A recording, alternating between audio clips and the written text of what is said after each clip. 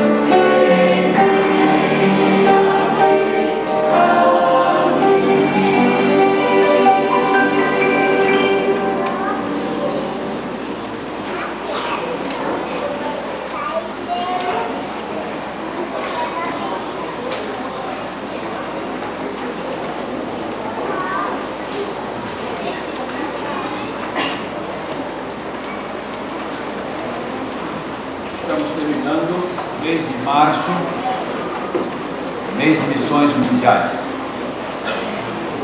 As missões mundiais prosseguem o trabalho permanente até Jesus Cristo voltar,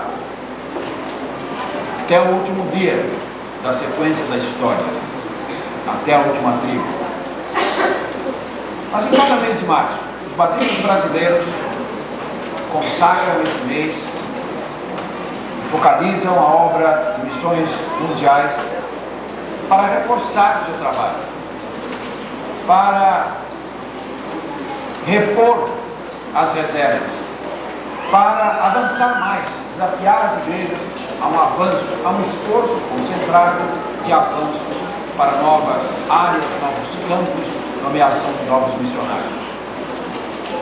É como o azeite colocado novamente na lâmpada para mantê-la acesa, porque a chama missionária é a razão de ser do ministério da igreja no mundo. A igreja está no mundo para fazer a obra até os confins da terra. Toda vez que a igreja perde essa perspectiva, ela perde também a sua identidade como igreja de Jesus Cristo e o direito de ser chamada de igreja de Jesus Cristo. Não obstante, a igreja que faz e ama e vive, e respira e pratica missões é sempre uma igreja viva, é sempre uma igreja desperta, é sempre uma igreja poderosa, é sempre uma igreja marcante, sempre uma igreja que cresce. Esta igreja foi fundada sobre bases do ideal missionário. Nós tivemos o privilégio de conhecer grande parte dos pioneiros, dos fundadores, inclusive o pastor que começou esse trabalho, Agenor Caldeira Diniz.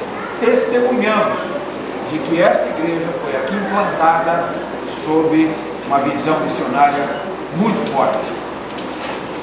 Por isso, estamos sendo fiéis às nossas origens, não só remotas dos batistas históricos, que são os grandes fomentadores das missões modernas, já há mais de 200 anos, mas a nossa origem recente.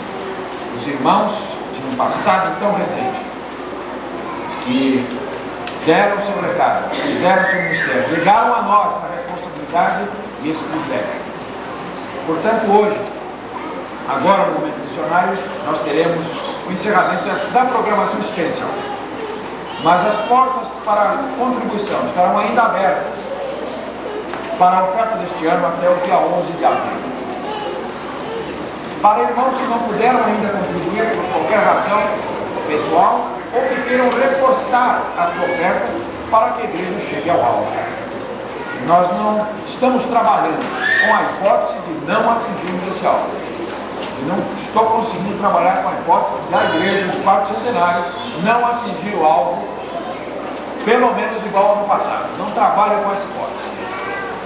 De modo que, nesta confiança, nesta expectativa, nesta certeza que Deus vai mover os nossos braços e nós vamos fazer a nossa parte, pelo menos mantendo a posição alcançada, isso vai acontecer para a honra e glória do nome do Senhor. Então agora nós teremos um momento missionário, nós vamos rever algumas coisas muito gostosas aqui, inclusive com as crianças. Então, vamos abrir os corações, que o Espírito Santo possa mexer conosco, mexer lá na nossa consciência missionária. Abra de par em par as comportas do seu coração. Deixe o Espírito Santo conduzir você, como o vento conduz o barquinho, soprando na vela, na direção que ele quer. O Espírito Santo sopre a velinha do nosso barco no curso missionário de Deus. Vamos agora ter um momento missionário. A minha irmã Fabiane, a irmã Silvia Mara estarão aqui conduzindo este momento gostoso na vida e na experiência desta vida.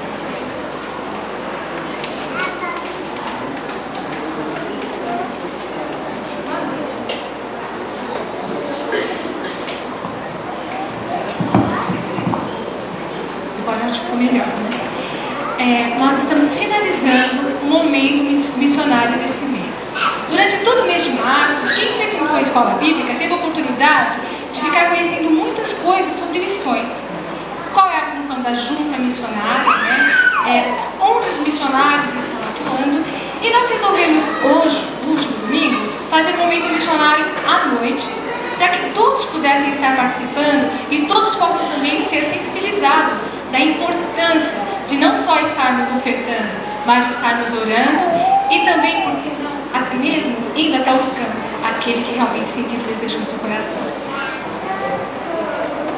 Irmãos, vamos relembrar o nosso tema e a nossa divisa, que encontra em Salmos 96, 10. Eu e a Silvia estaremos lendo a nossa divisa. Dizei entre as nações, o Senhor reina. O mundo também se firmará para que se não abale. Ele julgará os povos com retidão. Toda a igreja, vamos falar do nosso tema? Os irmãos já conhecem aquele cartaz, o primeiro.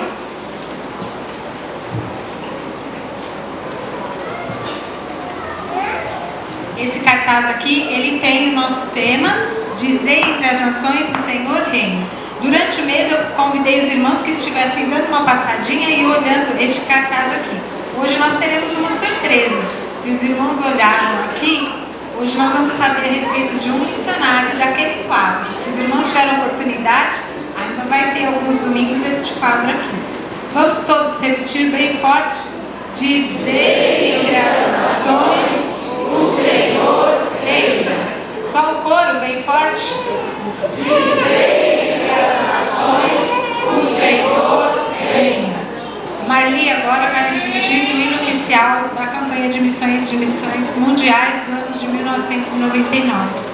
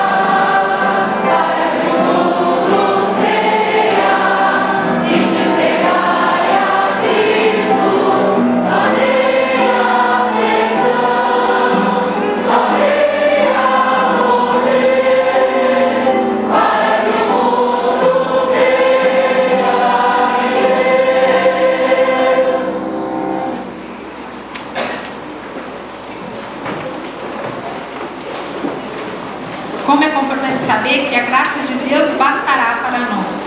Porém, o nosso alvo de missões no ano de 1999 é de R$4.000. Eu quero lembrar os irmãos que o alvo de R$4.000 não foi assim, a gente reuniu e achou que deveria ser R$4.000. Não é isso. O alvo do ano passado de nossa igreja foi de R$3.850. A nossa igreja superou este alvo. A nossa igreja alcançou R$4.061 no ano de 1998 na campanha de missões mundiais. Então, por sugestão do nosso pastor e da própria junta, que conta com pelo menos o valor que foi contribuído no ano passado. Por isso, nosso alvo é de R$4.000. Aí cada classe teve o seu alvo, que nós chegamos àquele painel ali, que tem o alvo de cada classe, que eu já falei para os irmãos que a classe que alcançar o alvo vai ter uma coroinha. Nós vamos estar colando ali para dar o destaque que aquela classe alcançou o seu alvo. O alvo da Escola Bíblica Dominical, segundo aquela somatória, está R$2.650. Falta ainda R$1.350. E o pastor está empenhado em cumprir o nosso alvo de R$4.000. Então toda a igreja deve estar orando nesse sentido, para que nós possamos não só alcançar o nosso alvo, como foi do ano passado, mas superá-lo, como todos os anos tem sido.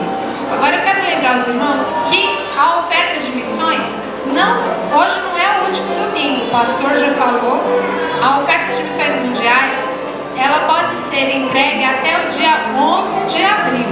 O próximo domingo é dia 4. É Páscoa, não vai ter momento missionário, mas os irmãos podem estar dando a sua contribuição. No dia 11 é o último dia. Como a oferta pode ser de manhã e à noite, não vai dar para falar para os irmãos as classes que alcançaram ou não alcançaram o alvo. Isso vai ser no dia 18.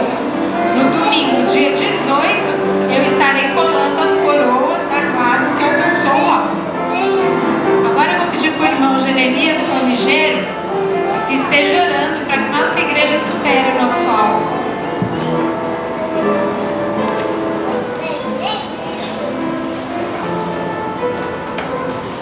Nós agradecemos ao nosso Deus e nosso Pai, por essa oportunidade que nos graça, podemos estar na tua casa, louvarmos e agradecendo a você. Nós somos gratos, nosso Deus, por esse privilégio, por esse dia que nos desse, para que possamos estar aqui para louvar e agradecer a você. E que agradecer ao nosso Deus por tudo que está sendo feito aqui nesse momento, por esse programa que vem despertar a tua igreja, para que o nosso Deus é o teu mandado aqui para que o teu povo muito legal para nós. Nós pedimos, nosso Deus, para que possamos ver a tua igreja alcançando este alvo, Deus, que era assim proposto, para que nós possamos cooperar, nosso Deus, para que essa proclamação seja, nosso Deus, e levar muitas almas do nosso coração. Nós pedimos, Pai, que sejam aqueles que estamos trabalhando para esse evento. Pedimos que tu abençoe os missionários, tanto na sua vida espiritual como na sua vida material. Envolvendo, nosso Deus, tudo aquilo que eles necessitam. Pedimos, nosso Deus, que tu abra o coração dos teus servos aqui. Que possamos, nosso Deus, representar aquilo que tu tem proposto no seu coração, para que a esse alvo que escreveu a igreja nos proposto possa ser alcançado e nós possamos ter oportunidade, ajuda nisso aí, nosso Deus, cooperar para que o teu evangelho seja derramado e despertado em toda a parte. Que seja com toda a programação desse dia, abençoe para que o mensagem, nosso Deus, que o pastor está que seja o nosso Deus, despertamento para a tua igreja. Que se houver uma alma, Deus, Deus, que é o nosso Deus, o seu Salvador, possa ser, nosso Deus, neste dia, que esta alma possa ser pela pessoa. Querido, seja conosco, perdoe os pecados, nós sabemos que somente, nosso Deus, te agradecemos em nome do nosso Senhor e Salvador.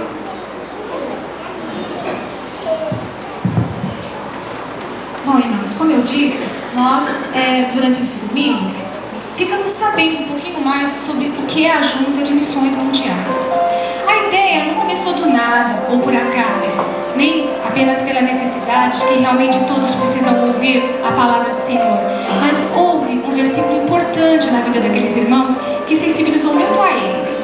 Diz o seguinte, que homens de todas as raças, tribos, línguas e nações adorem somente ao Senhor Jesus Cristo. Este foi o grande ideal que a Convenção Batista Brasileira formou a Junta de Missões Mundiais com o objetivo de transmitir o Evangelho a toda a criatura. Às vezes eu me ponho no lugar dos missionários que deixam os seus lares e vão para países com línguas diferentes, costumes diferentes, e fico imaginando a dificuldade e o temor que cada um deve sentir no seu coração. Não é fácil nós largarmos tudo, os nossos ideais, as nossas casas e mesmo as nossas famílias, e irmos para esses campos por amor à alma perdida. Jesus Cristo teve esse amor no ponto de morrer na cruz por nós, mas as pessoas, aqueles salvos por Jesus também, hoje sentiram esse desejo e estão lá. E a Junta de Missões Mundiais não está só atuando lá nos campos, ela tem uma parte administrativa, ela tem muitos outros setores, e nós vamos hoje conhecer mais 3 desses setores. O primeiro deles é o Ministério Transcultural.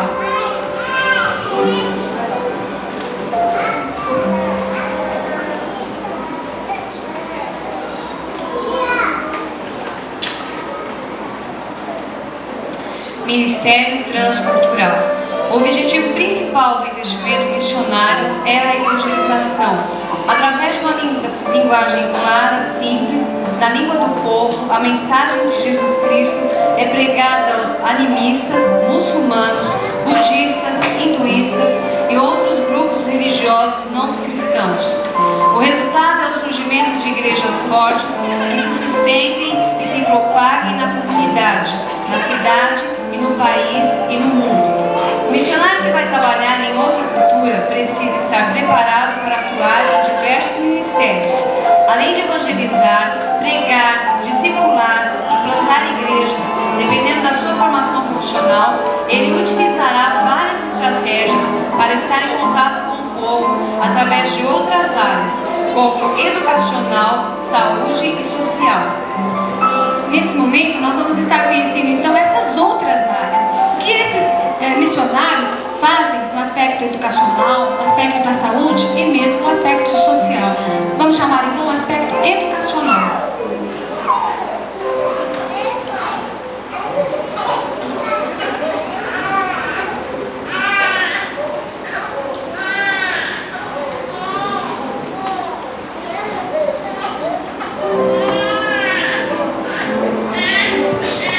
Educacional.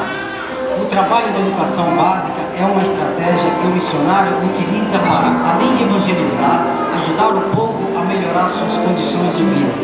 Em países como Angola, Moçambique, jovens e adultos são alfabetizados através do livro de João e recebem noções de primeiros socorros. Para as mulheres, há aulas de cuidados com o bebê e nutrição. As crianças são ministradas aulas que vão até o 1º grau. E para os interessados, há ensino de português, inglês e espanhol. O treinamento dos crentes também é realizado em igrejas e seminários que ministram aulas de teologia, educação religiosa e música. Agora o aspecto da saúde.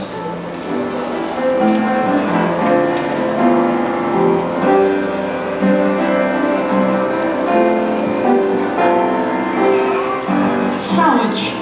A vida tem sido desperdiçada em muitos países por falta de atendimento médico.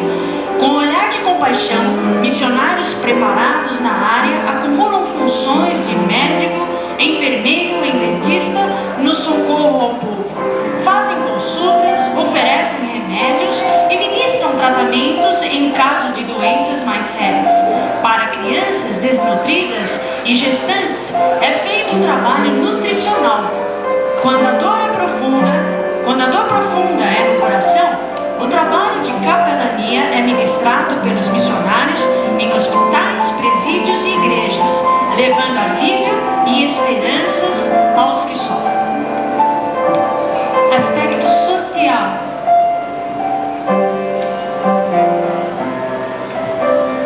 O trabalho de assistência social realizado em campos da África e da América Latina é um dos mais eficazes.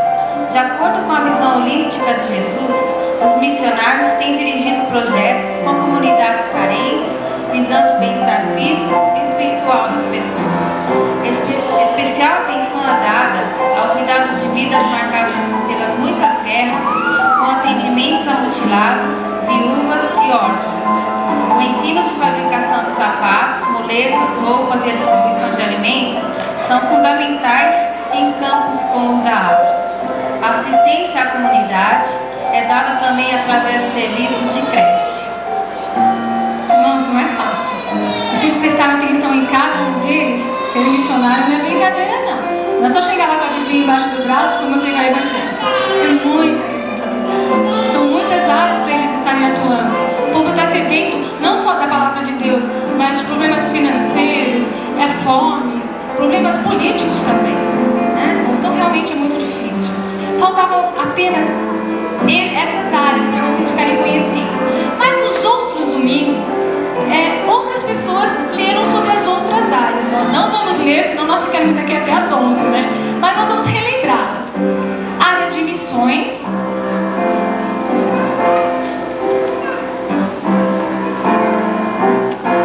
Área de habilitação e capacitação.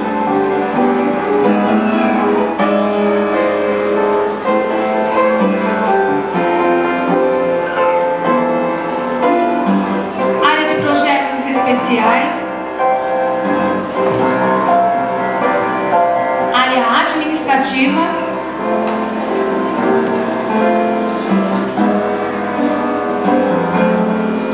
Área de comunicação e marketing.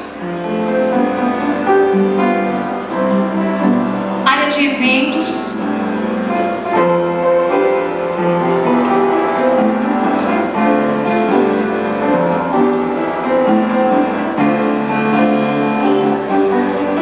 Sustento missionário.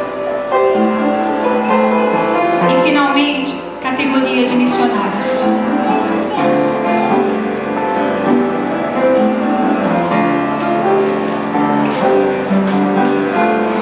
Acho que eu não esqueci ninguém, não, né? Ah, sim! Quem pode ser missionário?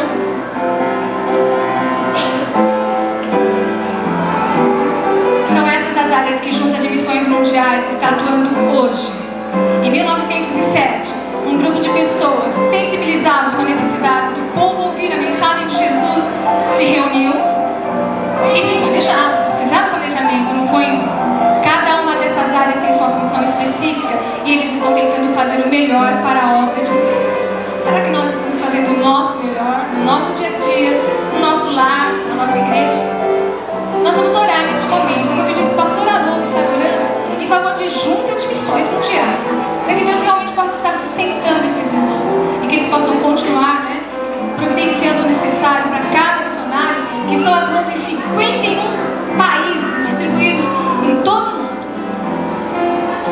Pai Celestial,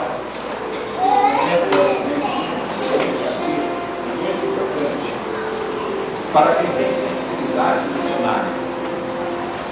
Portanto, nós queremos dar graças por nos permitirem fazer parte de um trabalho não só íntegro, mas integral, em benefício do homem, a partir de sua alma, a salvação eterna, o perdão dos seus pecados e o atendimento de suas necessidades imediatas.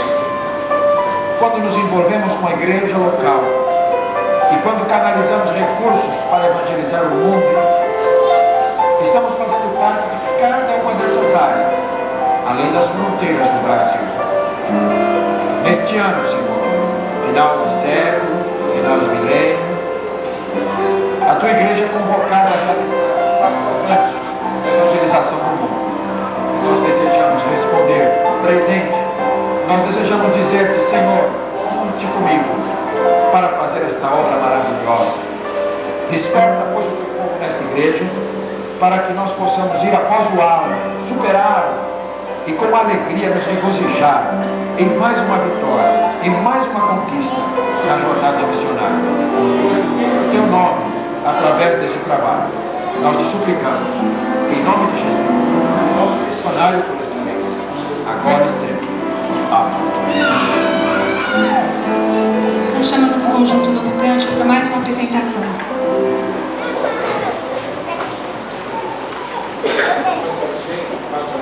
Nós temos aqui umas chaves de um veículo que foram esquecidas ali na cantina.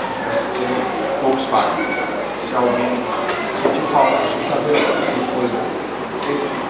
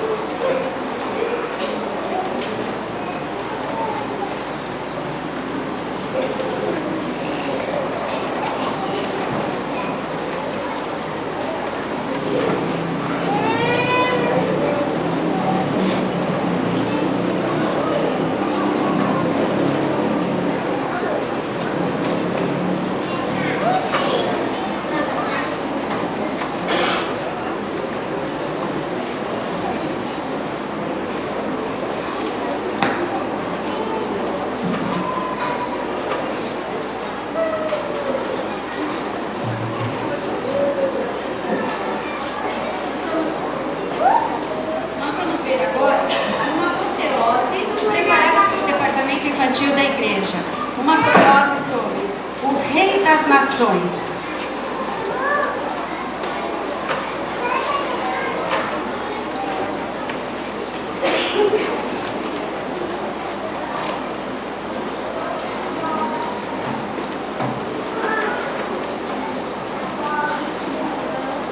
Vamos ver o que o mundo tem a nos dizer.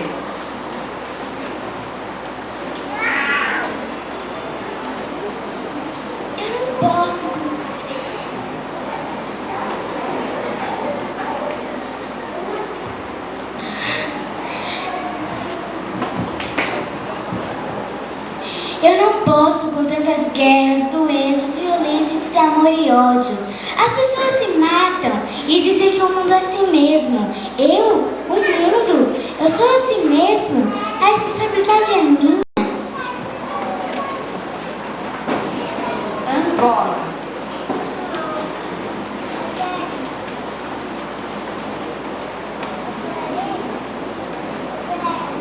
Em Angola, as pessoas precisam de paz. Lá há muita guerra. As pessoas estão andando pelas ruas e encontram bombas, pisam em bombas. Elas explodem, ferem as pessoas. Eles precisam de paz em Angola. Japão.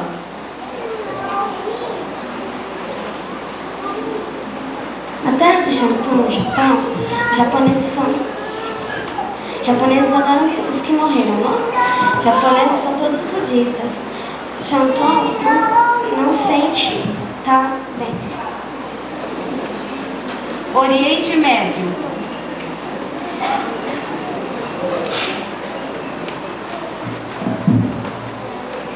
O feiticeiro da aldeia traça nossos destinos. Um dia um homem morreu de fome e de doente. O feiticeiro não deixou dar comida e nem remédio. Senegal.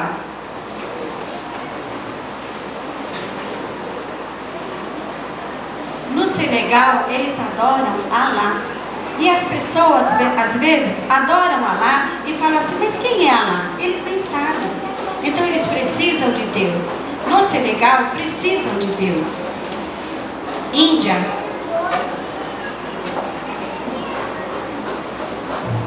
Na Índia tem milhares de deuses. Lá a gente acredita em tudo, até em pássaros voando. Lá não se pode matar nenhum animal, porque dizem que ele tem alma.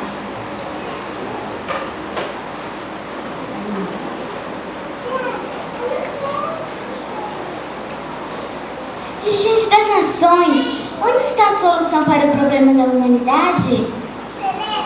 Missionários brasileiros. Ó mundo, você será feliz no dia em que aceitar Jesus? O Salvador Jesus, que veio para te salvar. O nosso Deus lá do alto céu governa tudo aqui. Nós vamos aos teus povos que estão morrendo, sem paz, sem luz.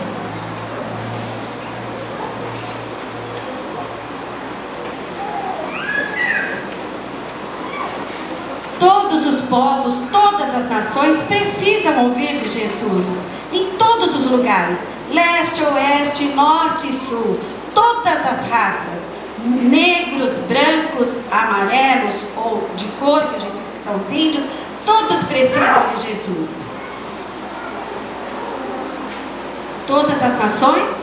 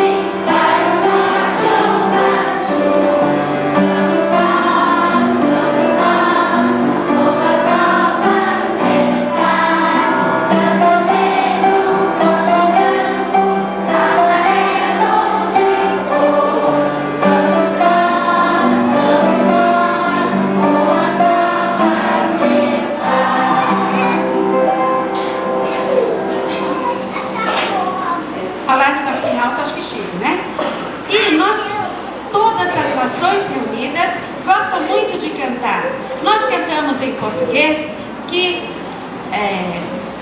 para o leste, para o leste, para o oeste, vamos levar as boas novas. Então nós vamos cantar com o Conjunto Novo Cântico, dois hinetos, 2 corinhos aí. Depois nós vamos cantar como estas outras nações cantam em outras línguas. Porque aqui nós somos poliglotas, né? Então podemos cantar em outras línguas. Mas só que eu não estou vendo o japonês ainda. Não veio? Será que eu vou conseguir? Vamos tentar, nós aprendemos de manhã, então a igreja inteira já sabe, não é? Então, o Conjunto Novo Cântico, vamos cantar?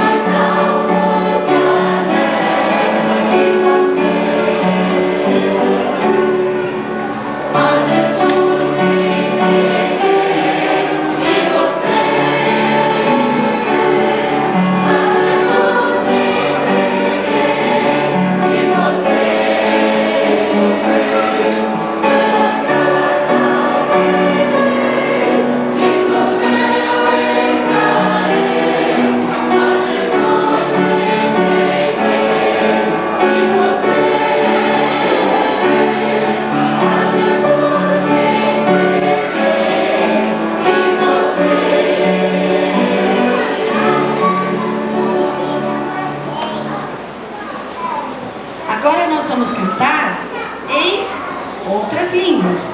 Primeiro, vamos cantar em hebraico com a irmã Sandra. Agora temos transparência, vai ficar mais fácil.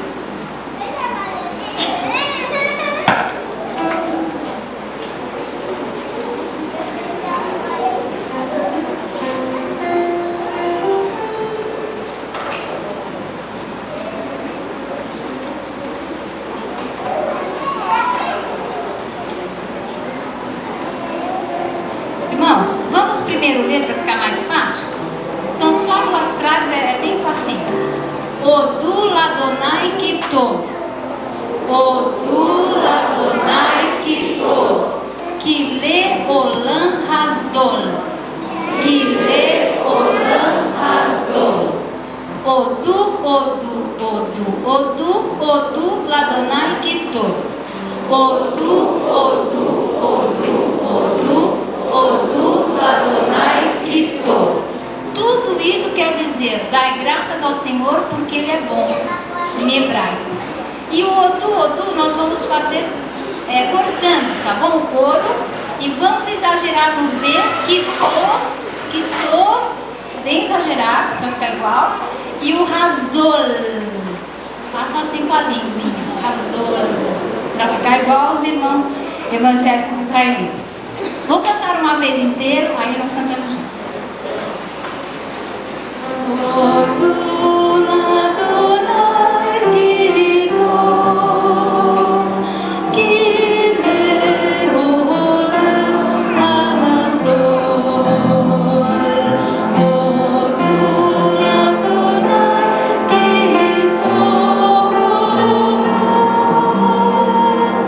kile olam hasdol. Agora o coro é simples.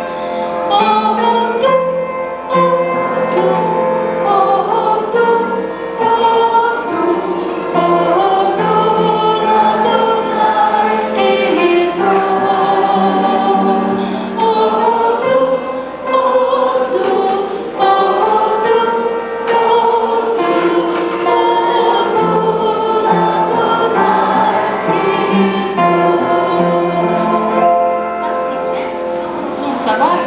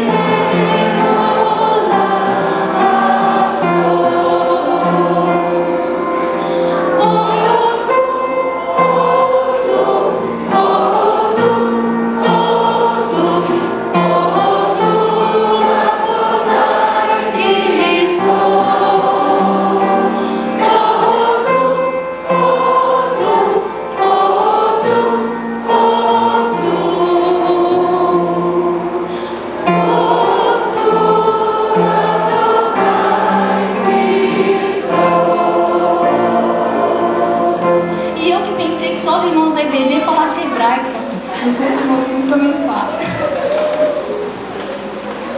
E agora? Cadê o irmão japonês? Não veio. Então, como eu não me arrisco, né? 15. A Rosana disse que não garante, é? Não quis? Não. A Deca. Olha, agora tá fácil de cantarmos, né? Porque ali está exatamente a pronúncia. Como nós já conhecíamos um pouco, agora fica mais fácil. Se de manhã o Kim falou, o que eu digo agora se eu não sou japonês? Vamos tentar, né? Ah, mas isso todo mundo já conhece, já cantamos. Vamos lá.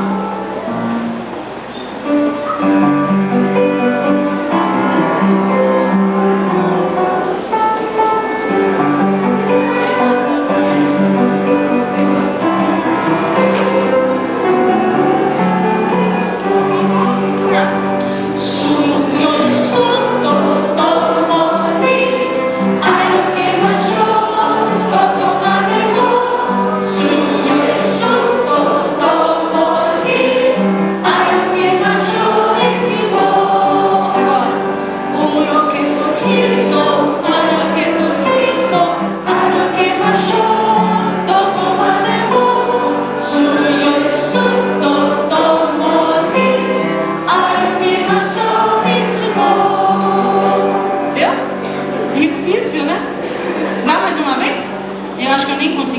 Então vamos de novo.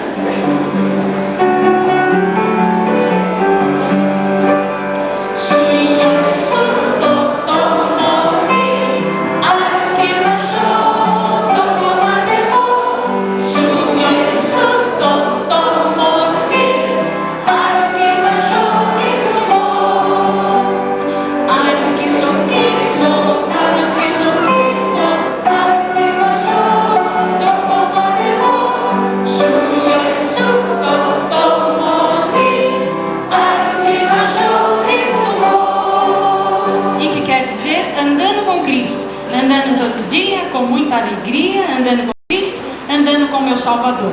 Foi isso que nós cantamos, no português é mais fácil. Agora é em inglês, mas em inglês é fácil porque todos conhecem. Estamos contentes por quê? Porque temos um amigo como Jesus, temos Salvador Jesus. Então, I'm so happy, eu estou tão contente. Repete várias vezes, porque Jesus é um amigo meu. Muito simples. I'm so happy, I'm so happy, I'm so happy, happy, happy, happy, happy, happy, happy, I'm so happy, I'm so happy, for Jesus is a friend of mine. Como esse é muito simples, eu quero ouvir só as crianças. Será que eles cantam em inglês? Só vocês? Vamos ver? Vamos lá?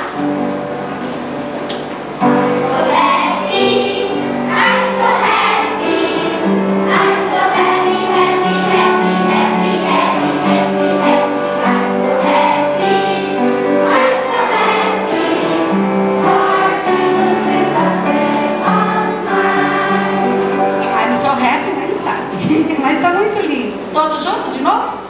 I'm so happy, I'm so happy, I'm so happy, happy, happy, happy, happy, happy, happy, I'm so happy, I'm so happy, for Jesus is a friend of mine.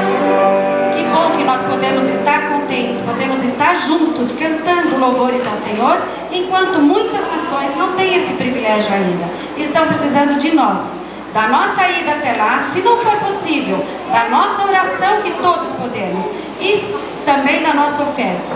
Podemos ofertar para que missionários estejam lá. E nós aqui temos 2 missionários, não é?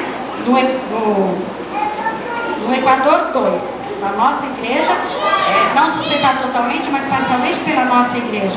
Então temos 2 missionários no Equador. O pastor pode até explicar o nome dos 2, porque eu sei do pastor Belmires, né?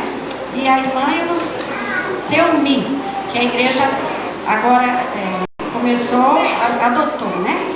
Então há pouco tempo, e essa eu ainda não tinha gravado não. Então nós temos missionários lá no Equador trabalhando com o sustento desta igreja. Então vamos orar especificamente por esses 2 que estão bem próximos a nós, mas e os outros também que carecem das nossas ofertas, das nossas orações.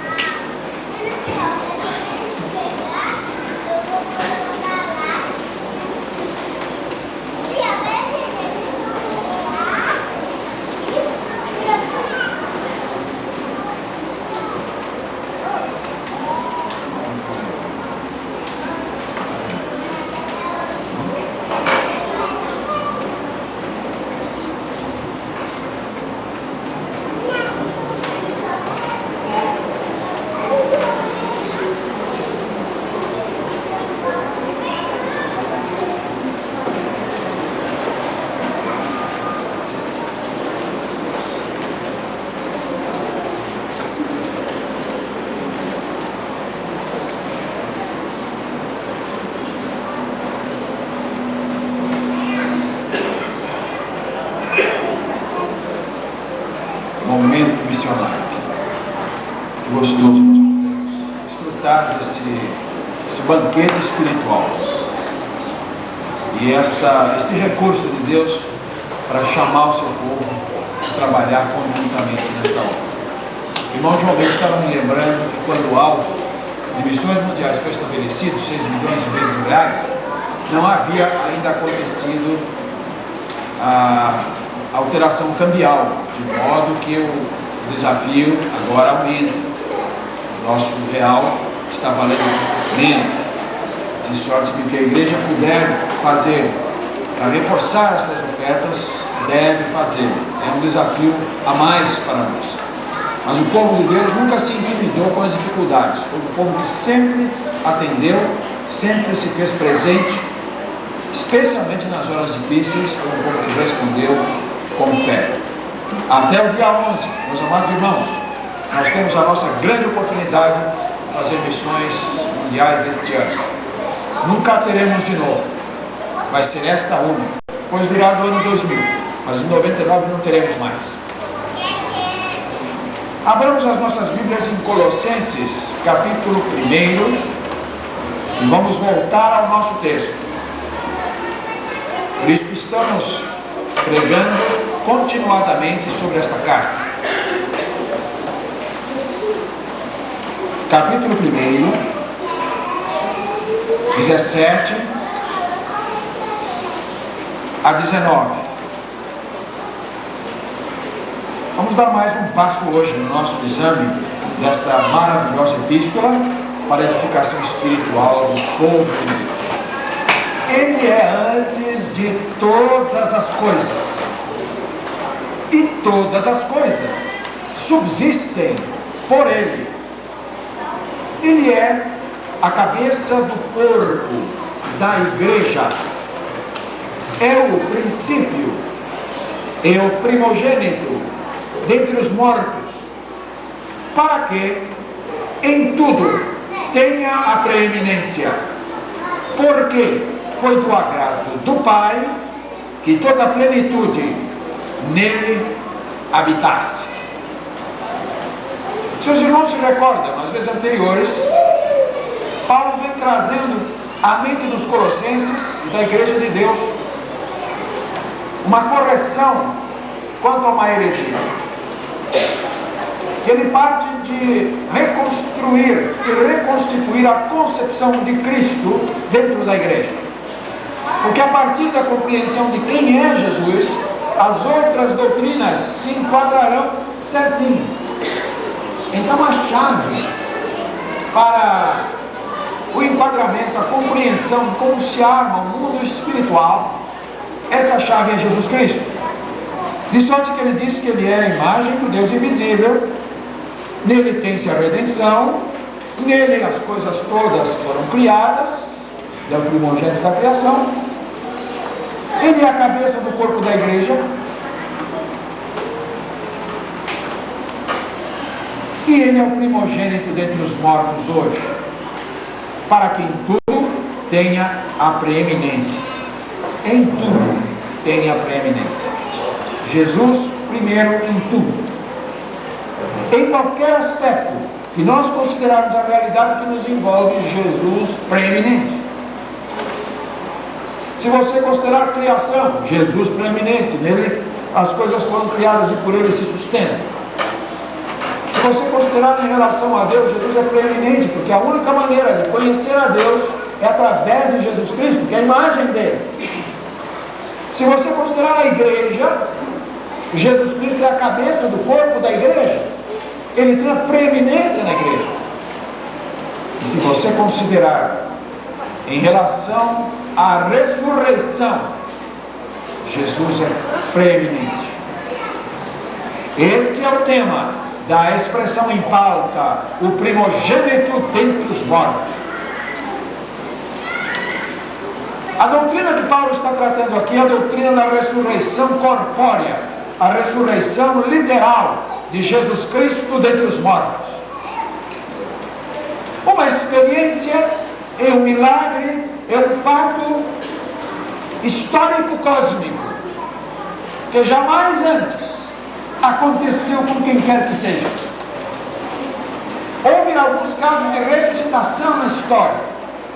Se você voltar lá para Eliseu, no passado, e se você voltar para alguns fatos nos evangelhos, em Atos, você verá alguns casos de ressuscitação, como Lázaro, por exemplo, e Dorcas, por exemplo. Mas ressurreição, Jesus é o único caso em toda a história do universo de alguém ter experimentado a morte vencê-la, voltar a viver para nunca mais morrer.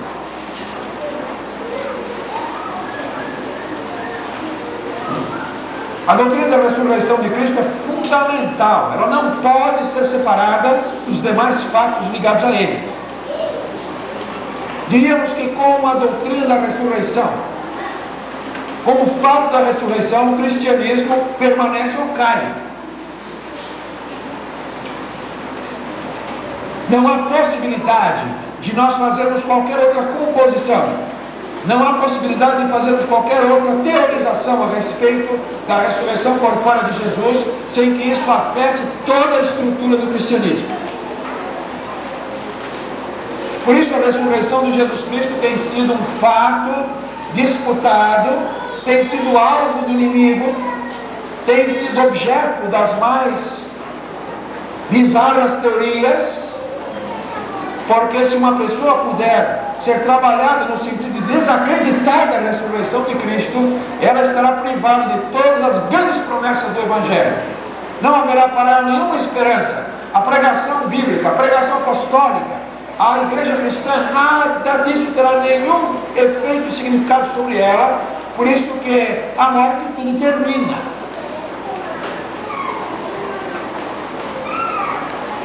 Então não é de admirar que entre as heresias constantes e ameaçadoras na igreja de Colossos, na história da igreja, o fato da ressurreição de Jesus Cristo estivesse colocado sob contestação.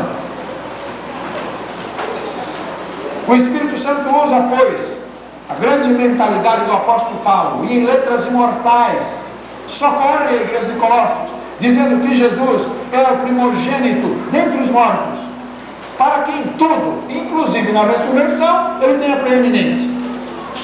Ou seja, Jesus é o primeiro a levantar-se do sepulcro,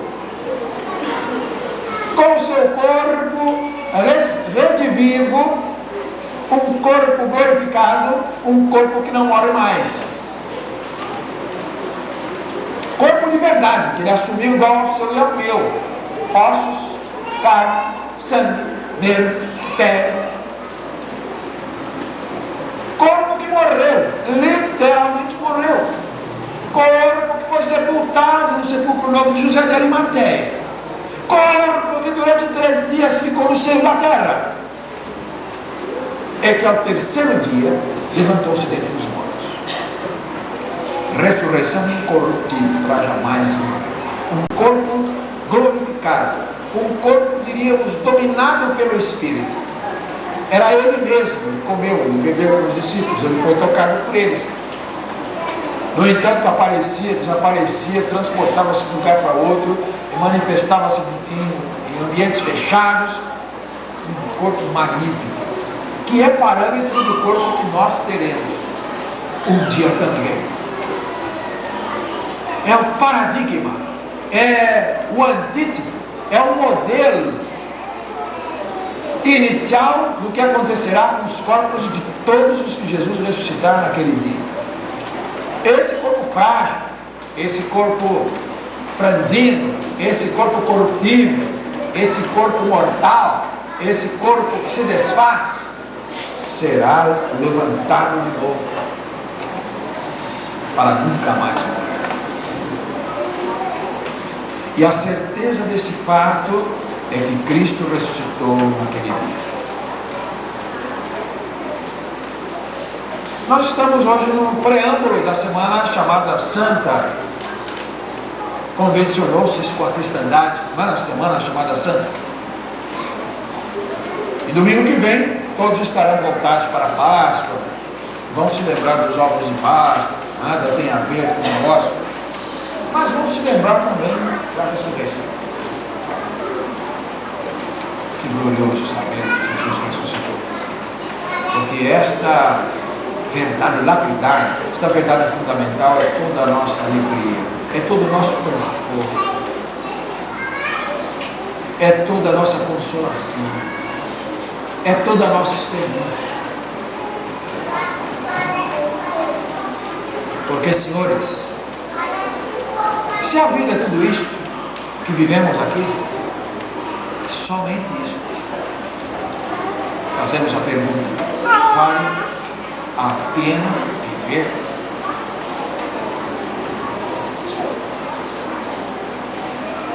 O escritor de Eclesiastes: tudo é vaidade, vaidade de vaidades, diz o pregador, tudo é vaidade. A visão de Eclesiastes é a visão do pesquisador, do perquiridor das coisas espirituais e que procura significado na vida sem ajuda revelacional.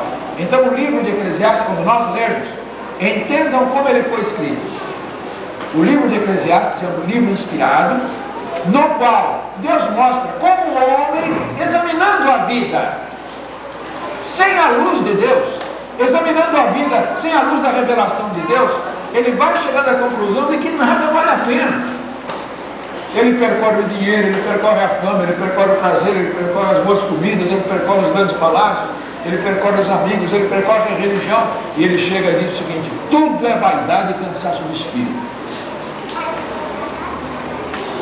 Então, se nós considerarmos a vida cristã basicamente como uma vida abençoada, que só isso, somos os mais miseráveis do mundo.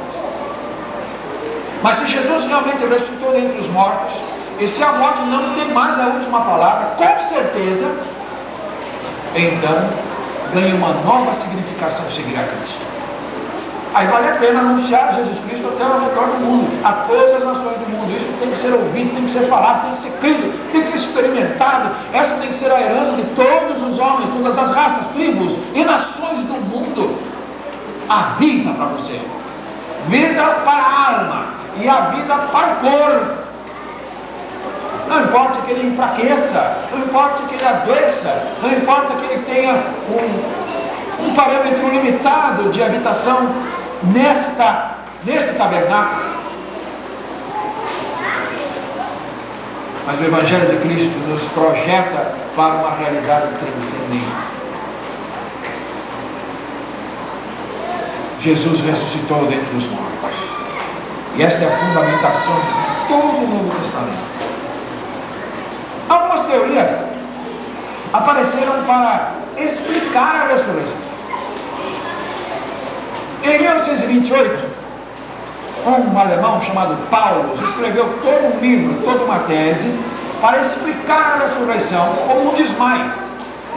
Ele disse: não, o que aconteceu realmente foi que Jesus, crucificado, ele desmaiou e foi dado por morto. E então foi tirado da cruz, desmaiado, inconsciente, colocado nos lençóis, e então levado para um sepulcro, e ali, num lugar fresquinho, arejado, ele voltou à consciência. Então levantou, sacudiu a poeira da coisa e voltou lá, apresentando-se vivo para os discípulos. Teoria do desmaio. Senhores, dificilmente alguém poderia ficar desmaiado no intervalo de 3 dias. Se alguém quiser fazer a experiência, nós podemos fazer. Você se faz desmaiado, nós vamos, sepultamos você 3 dias, depois nós vamos lá para desenterrar. Você vai sair limpando a poeira do seu corpo. Eu tenho certeza que nenhum dos irmãos ou qualquer pessoa gostaria de passar por essa experiência, por esse teste. Primeiro eu vou crucificar você, vou pregar você numa cruz, e vou deixar você pendurado das 9 da manhã até as 3 da tarde. E aí eu vou pegar uma lança e vou rasgar o seu peito e vou permitir que todo o seu sangue saia. Certamente você desmaiará depois disso. Aí nós tiraremos você da cruz, colocaremos você no sepulcro, lacramos o sepulcro, depois de 3 dias nós vamos te procurar. Bem, essa teoria certamente não se sustenta, porque é muito fácil distinguir um desmaio da morte. Tanto assim que os algozes de Jesus, ao se aproximarem do domingo ao sábado, eles precisavam apressar a morte dos condenados. Então apressaram a morte dos 2 ladrões, quebrando-lhes as pernas. Quando chegaram-se a Jesus, não precisaram fazê-lo, constatada a sua morte. Se Jesus tivesse desmaiado e depois de passado por tudo isso, realmente tivesse sobrevivido, em que situação se apresentaria ele diante dos discípulos? Eu pergunto a você, se nós deixássemos uma pessoa crucificada e depois essa pessoa, por engano, fosse sepultada, depois de 3 dias, por alguma razão ela conseguisse sobreviver, em que situação essa pessoa iria se apresentar? Com evidências poderosas que têm poder sobre a vida e a morte, ou ia precisar de uma UTI? Eu fico imaginando que se uma pessoa passasse por isso, ela conseguisse sobreviver, ela precisaria de um longo período de convalescência com cuidados muito especiais, porque estaria tremendamente fragilizada.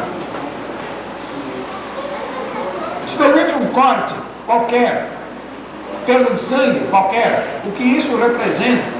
Quando uma pessoa é acidentada, imediatamente se procura estancar as hemorragias.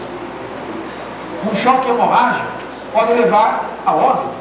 Então procura-se fazer a transfusão, porque os hospitais pedem sangue, doadores, venham aqui, porque realmente a perda de sangue é tremendamente perigoso. Não, uma pessoa que tivesse desmaiado e dada por engano como morta, e depois então saísse em uma situação precária de saúde, não poderia convencer ninguém que era o Deus da vida e da morte. Psicologia humana nenhuma, em qualquer aspecto que você considere, nos levaria a admitir que 12 homens testemunhassem uma coisa como esta e deixassem acreditar nisso. Até porque, se isso acontecesse, Jesus mais tarde morreria de novo. Ele tinha 33 anos quando isso aconteceu, daria 50, 60, 70, 80 anos. Morreria de novo. Então seria uma questão só de adiar a grande mentira, adiar a grande farsa, não é mesmo? Ele envelheceria e morreria mais tarde. A outra teoria é do engano do sepulcro. Erraram a sepultura. Erraram a sepultura. Quem fez essa teoria foi também um alemão, certo? Ele disse o seguinte: o que aconteceu naquele dia foi que Jesus foi sepultado num sepulcro novo, e havia muitos sepulcros novos em Jerusalém. E então, passado o sábado, as mulheres rapidamente foram para preparar o corpo, ainda sob aquela emoção da morte trágica do seu mestre, e elas vão e erram uma sepultura. Chega numa sepultura errada e alguém diz o seguinte: não era anjo de coisa nenhuma, um rapaz que estava ali cuidando, diz: olha, ele não está aqui não, ele está mais ali, não está aqui esse corpo, está ali. Então, quando diz João, por que procurais, não é, entre os mortos o que vive, não está aqui? O alemão diz: olha, ficou faltando acrescentar, não está aqui, está ali. Então nós teríamos errado a sepultura e por causa disso não o encontraram. E não o encontrando, segue-se a lenda que ele ressuscitou.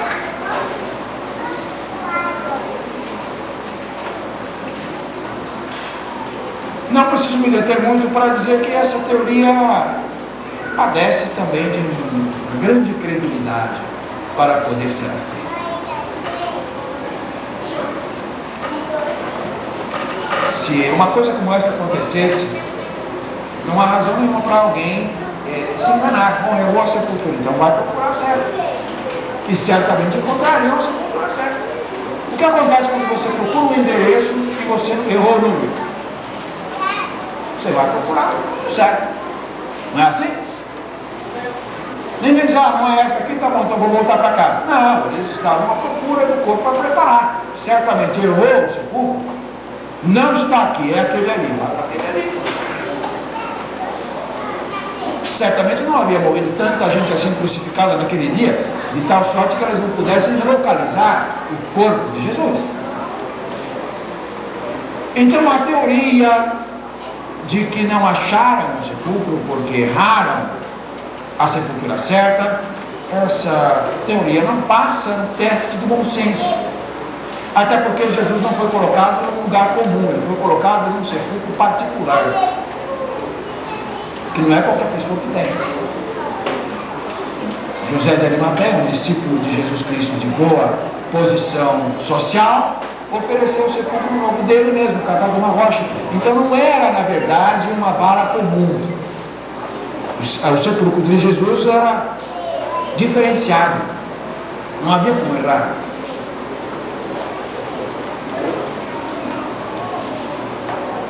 A outra teoria é que os judeus tinham o corpo. Se os judeus tinham o corpo, seria muito fácil desmascarar a pregação do Evangelho. Não precisava perseguir discípulos, não precisava torturar, não precisava matar, não precisava polemizar. Absolutamente nada disso precisava acontecer.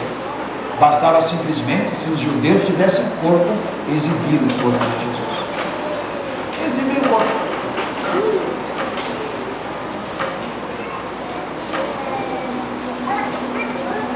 Então os judeus não tinham o corpo, que seria a prova material do embuste. Claro, você teve a prova material, você dominou o processo, acabou, não tem problema mais. Prova objetiva, prova material, incontestável. Vocês disseram que ele ia ressuscitar, é o corpo dele. Nós temos o corpo. Então os judeus não tinham o corpo. A outra teoria foi que os discípulos roubaram o corpo. E foi essa teoria que os discípulos roubaram o corpo e foi que circulou mais popularmente no seu tempo. A Bíblia diz que os próprios judeus subornaram os guardas e deram-lhes dinheiro para divulgarem esse dito. Nós dormimos à noite, nós cochilamos à noite, então os discípulos vieram e roubaram o corpo. E eles disseram, podem ficar tranquilos, além do dinheiro que nós vamos dar para vocês divulgarem esse dito, politicamente nós vamos tomar também as nossas providências, não se preocupe, não haverá punição, nós damos um jeito. O jeitinho brasileiro já existia lá, nós damos um jeitinho, pode deixar, não se preocupe que não vão ser punidos por causa disso, por vocês cochilarem e dizerem que o corpo foi roubado. Está aqui o dinheiro, o negócio está feito, e deixe conosco. As consequências nós seguramos.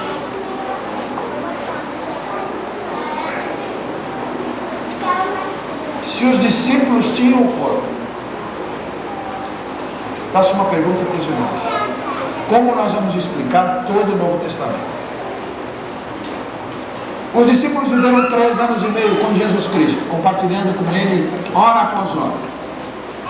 Jesus ensinou-lhes muitas coisas, mas na base do que Ele ensinou, ficou muito claro o âmago, a finalidade, o objetivo da sua vinda. Ele disse, eu vim para dar a minha vida em resgate de muitos. Jesus deixou bem claro que o objetivo de sua vinda foi morrer pelos pecados do mundo. Ele diz, eu vim para esta hora, eu vim para esta hora. Na sua oração sacerdotal ele disse, Senhor, eu vou te pedir que passe de mim este cálice, mas eu vim para esta hora. É chegada a hora. Ainda não é chegada a minha hora. Essa expressão constante nos dados de Jesus demonstravam que a ênfase, demonstravam que o foco, demonstravam que o ponto central que ele viera fazer era dar a sua vida por nós. Ele intensifica esse ensino na última semana. Chama os discípulos e começa a dizer coisas que eles não entendem, eles não aceitam, eles não assimilam. Para eles Jesus é o Messias temporal, Jesus é aquele que vem para estabelecer o reino aqui e agora. Não passa pela mente deles a questão de morte, de jeito nenhum. Essa questão da morte de Jesus só vai ficar clara depois de Pentecostes, viu? Estejam bem certos disso. Mesmo a ressurreição de Jesus, 40 dias aparecendo, alguns ainda duvidam. Se vocês lerem em Mateus 28, no finalzinho diz assim, Jesus desapareceu no Monte da Galileia. Mas alguns duvidaram. Mateus 28, 18. Alguns duvidaram. Estão com ele aí. Estão com ele conversando. E alguns duvidaram. Então essa questão da ressurreição de Jesus Cristo, ou melhor, da sua morte em primeiro lugar, e da ressurreição depois, essas questões só são entendidas claramente depois do Pentecostes. De modo que, se Jesus Cristo tivesse morrido e permanecido morto, e os discípulos tivessem roubado o corpo e escondem, E aí saem lá pregando para o mundo que ele ressuscitou. Eles perguntam, razão para que isso? Vocês já se perguntaram? Qual é a motivação disso?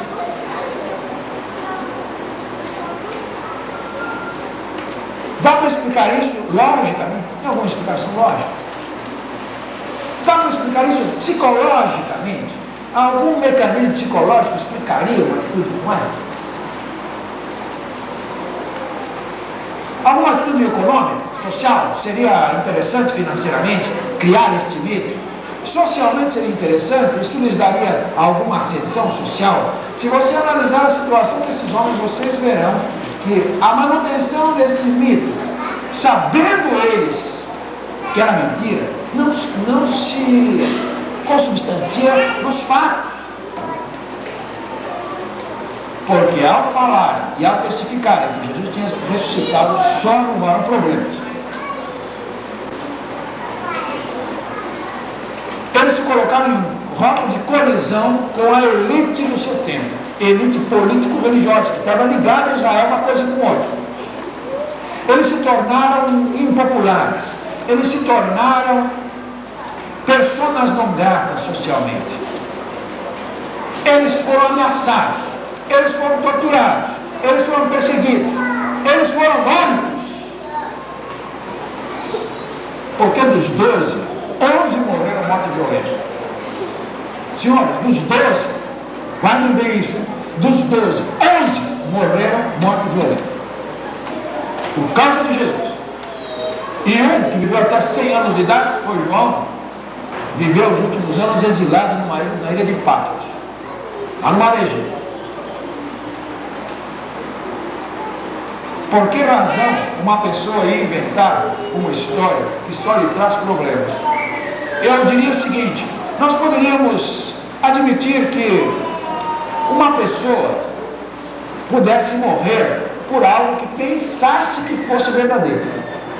Isso me convenceria mais. Por exemplo, eu assimilo, eu admito que alguma coisa seja verdadeira, eu penso que seja verdadeira. Então a minha convicção a respeito dessa verdade é tão forte que eu vou às últimas consequências. Eu moro por aquilo que eu penso que seja verdadeiro. Mas vou dizer aos irmãos uma coisa: é contra o senso comum, é contra tudo que se conhece da psicologia humana morrer pelo que se sabe que é uma mentira.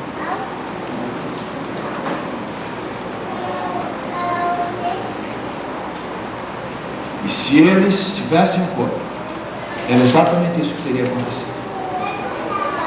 Expostos suas vidas, expostos suas famílias, seu prestígio, seu sossego, por uma coisa que eles mesmos criaram, uma mentira.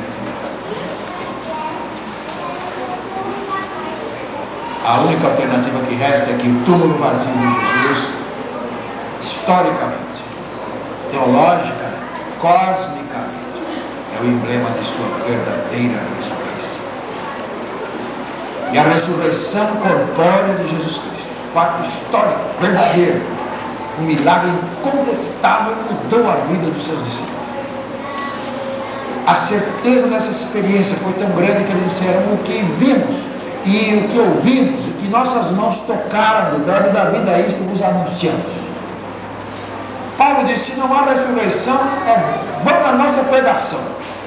Ele diz aos Coríntios: se não há ressurreição, irmãos, a nossa pregação é vã. Não tem nada para construir, não tem nada para transmitir, não tem conteúdo nenhum, é vanidade. E mais, é vã a vossa esperança. Se Cristo não ressuscitou, é vã a vossa esperança, permaneceis nos vossos pecados. E Paulo diz a terceira coisa: se Cristo não ressuscitou, não só é vã a vossa fé, como somos tidos como falsas testemunhas de Deus, porque testificamos que Ele ressuscitou Jesus dentre os mortos. 1 Coríntios capítulo 15. Um homem que disse isso entregou seu pescoço a ser cortado sob as ordens de Nero.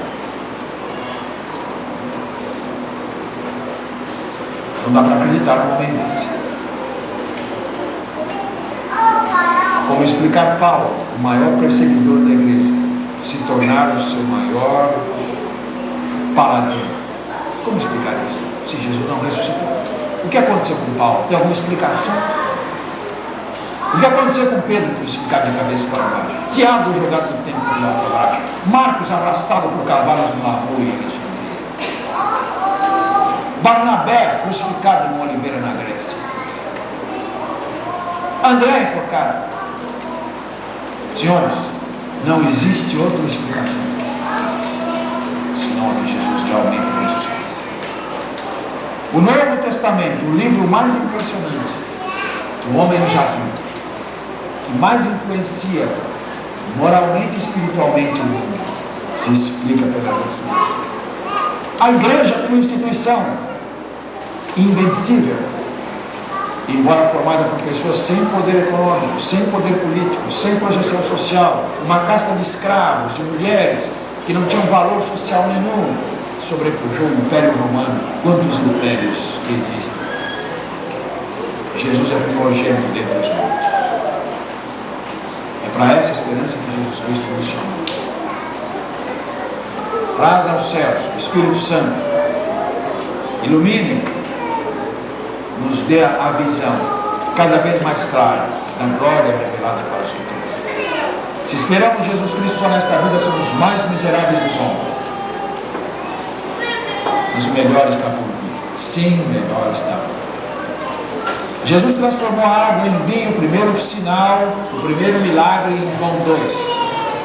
E o mestre da festa chegou-se para o noivo e disse: olha, todos dão o bom vinho no começo. Todos dão no começo da festa, dão um bom vinho. E do meio para o fim, quando já o pessoal já não distingue bem, aí solta o ruim. Porque aí ninguém já sabe mais o que é bom e o que é ruim. Não é isso? Mas você fez o contrário. Você deixou o melhor vinho para o fim. Sabe o que é isso? É um emblema do que é uma vida sem Cristo, sem esperança, e o emblema do que é uma vida com a ressurreição de Cristo. A vida sem Cristo, sem esperança, é o bom vinho no começo. Tudo de bom no começo, nos primeiros anos, e depois o vinho que acontece. Não é isso? É a decadência. A vida do homem sem Cristo não é isto? Mas a vida com Cristo melhor está por vir, meu irmão. A vida com Cristo melhor está por vir. Por mais maravilhoso que seja, grandes bênçãos, maravilha, nós andamos aqui e é bom andar com Jesus, mas a vida com Cristo, o melhor está por vir. O melhor está por vir. E Deus nos dê esta visão que os discípulos tiveram, tão forte, tão real, que eles não hesitaram em morrer de uma maneira que nunca se viu ninguém morrer. Deus nos abençoe. A saber, Jesus, primogênito dentre os mortos. Nós vamos agora, amados meus, chamar os diáconos à frente. E nós vamos dar oportunidade para a entrega solene dos dízimos, das ofertas normais e missionárias. Se alguém tem a sua oferta com missões, deixe claro que essa oferta é para missões e posso entregá-la neste momento.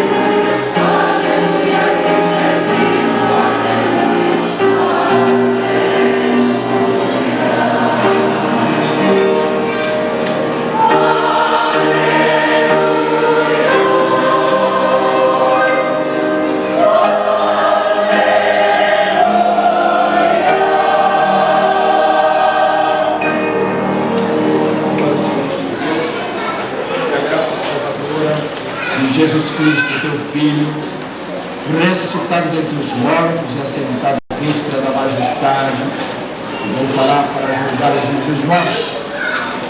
E o amor insondável de Deus, o nosso eterno Pai, amor que é a causa, a origem e a razão de sermos salvos, e que a comunhão do Espírito Santo, o mesmo Espírito que ressuscitou o corpo de Jesus dentre os mortos e que ressuscitará os nossos corpos naquele dia, estejam com todo o povo de Deus reunido neste lugar, assim como em toda a face da terra, desde agora e para sempre. Amém. Nós queremos comunicar aos irmãos o falecimento hoje do pastor Lino, mestre de casa. Pastoreou a primeira igreja batista de Itaquera durante 38 anos. O povo batista brasileiro entrega ao reino eterno este grande batalhador, esse príncipe. Tombou aqui, combateu o bom combate, acabou a carreira, guardou a fé e deixou um exemplo de pastor, homem de Deus. Lino, mestre de casa, está na glória celestial. Oremos pela família, agradeçamos a Deus por vidas como estas, que se gastam a serviço do reino, e que Deus levante outros para ocupar lugares destes homens que Deus chama à sua presença.